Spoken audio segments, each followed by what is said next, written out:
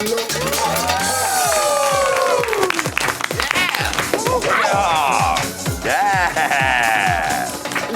her. Give them to him, Katya. Oh, Lady Red, do it. Wait, whoa. And Erica, look at her. Yes. Hey. Hello, everyone, and welcome to the Hey Qween After Show. Look at her. Where our guest looks at some of the hus that she's worked with and tell us a little tea or even throw a little shade depending on the character of the person involved. Today, of course, we are with the beautiful and glamorous Katya. Yeah. Which is that my camera? This one? They're all your cameras. Erica Couture, it was your first day. How did it go? I had such a beautiful, wonderful time. Your hair's looking frizzy. What happened? It's hair that's not hair. Yes, It's what I'm featuring these days. I like it. Hair that's not hair, and so is the band. I don't know if you noticed. You're right. The band, the wake-up wigs are all Hair that's not hair. hair that's not hair. Hair that's not hair by Erica Couture. It's my new You line. could be on like QVC. I think I'd You have a could good, just I have use a good voice anything they for have it. in the warehouse. You're right about that. You can make anything into hair that's not hair because guess what? It's not hair. Hooray! Gotta love logic, right? Yes. I think you're starting to get on the Katya wavelength now. I think I've been there before. It's all about logic and reason. I don't know what you people are talking about. You're right. Lady Red, have you recovered from the bizarro universe that we entered when Katya came to the studio? I still don't know what's going on, but thank you for having me. Yes. So, Katya, this is what you've been waiting for. This is my favorite part of the show. I've watched so many of your shows, probably all of them, at least with the Drag Race girls, of course, and I love this part. Now, I have to warn you, though, I don't have to say anything mean. No, you just have to give us a little tea, a little something we haven't heard. Okay, so something bad about their family. Yeah. Okay.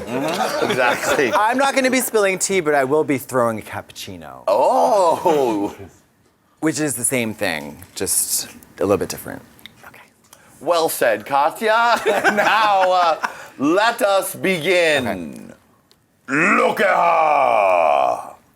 Oh, God. Tallulah Maraschino. She is, well, I don't know what I can say about her that hasn't already been said, but she has she's well endowed, meaning she has a big wiener. We haven't had sex, we're not actually sexually attracted to each other. But she is my favorite person. Yeah? Yeah. You guys love to tour together? Yeah, because we work. I don't know why. I think she says it's because that she looks crazy and is like classically funny, but I look normal and I'm just crazy, something like that. I mean, this is pretty normal, I guess. Like but we work together so well. I don't know why. It's like, apples and bananas or whatever. Yeah, that's what they say, apples and bananas. Mm-hmm. And she's so hardworking, and she's like, I still don't understand when people say they don't, like her makeup is so ugly, because it's not a question, or not, it's not like ever in her mind. Of course, she describes herself as the most beautiful person in the world, which I agree. But people don't get her, which is like, how do you not? I don't get it. I mean, it is what it is. It's a beautiful doll come to life. Yeah, she's obviously not going for cosmetically what I'm going for. Right, which is up close beauty. Yeah, which is like, this is very Julianne Moore. This is very like, Mary Stuart Masterson. She goes like carnival tard, but she is so great. And she's so fucking funny. Mm-hmm. But we share that in common because we both grew from Drag Race a lot. We were both frightened. We were both like, and I feel like we both feel that we didn't rise to our potential. Mm-hmm. But afterwards, we've really like grown. Right, taking the platform and running. Yeah, totally. And her solo, I can't wait to see her solo show. Oh, right. She's about to do that stand-up tour, right? Yeah, and she started it in Canada, I believe, and it went really well. Great. Mm-hmm. All right. More from, what did you call her? Trixie Mattel, Tallulah Maraschino. Tallulah Maraschino. Yeah, Tina Marie, Tobey Maguire. Look at her. Oh, God. The winner. The rotted skunk herself. I mean, again, she smells. She smells bad. She smells bad. That's objectively true. She is a little bit of a brat. Mm-hmm. And now she's rich too. She has that $100,000, honey, or at least 50,000. Yeah, 50,000. I don't know if she's had any other gigs though. She's but she is like, what, 23? Yeah. One of the most visually intelligent people I've ever met in my life. Mm-hmm. I want to puke on her and slap her, for being that focused and driven and ambitious at that age. And plus, like, we went thrift shopping like 2 days ago, and she's just like a delightful person who's interested in cool stuff. Like, oh, I really like her, and I'm like jealous. I'm like jealous of her in a way because she has the most. She's one of those people when she gets on stage, you're like, you know what I mean? You clutch your pearls because she's so stunning, like stunning. She takes your breath away, like literally, And so she's one of the people you're like, I cannot wait to see what she's gonna look like what she's gonna wear, what she's gonna do. She's exciting. So I feel like, she's the future of drag in a way. Is she going to Do you know do what I mean? silks things during Battle of the Seasons where she's flying in the air on silks and stuff? I think she might do one of her country hits. Oh, country hits. Everybody knows Violet Chachki for her country hits. Well, she keeps you guessing. Yes, she does. Rick Rack, hoedowns. Yeah, no, she's gonna do the silks. And she'll probably do some burlesque number as well. But she's she's great. She's really good on stage. I think, and she's only done drag for what, 3 weeks? It's like incredible. Sickening. Yeah. Look at her. Oh God, Danny DeVito. Well, it's funny with Ginger and Violet because when we were on the show, you couldn't have told me that she wasn't gonna win. I mean, that was just a given. For me, for Trixie, not Violet, obviously, but I just felt like it was her season. Certainly all the challenges were. I mean, she killed them. Yeah, and even when she failed so spectacularly. You know what I mean? She had great lip syncs. Yeah. The one with the conjoined twins, where she like gave a mastectomy to herself, and right. then what was the other one with Trixie? It's just great. She's a classic fucking showgirl entertainer.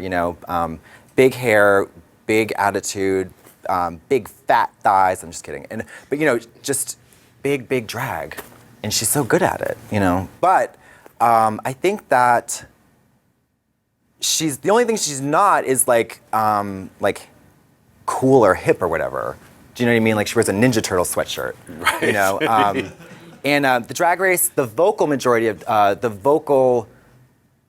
population of Drag Race viewers that is the most vocal are young people, and they don't like the Ninja Turtles. I don't think. So I think, and also.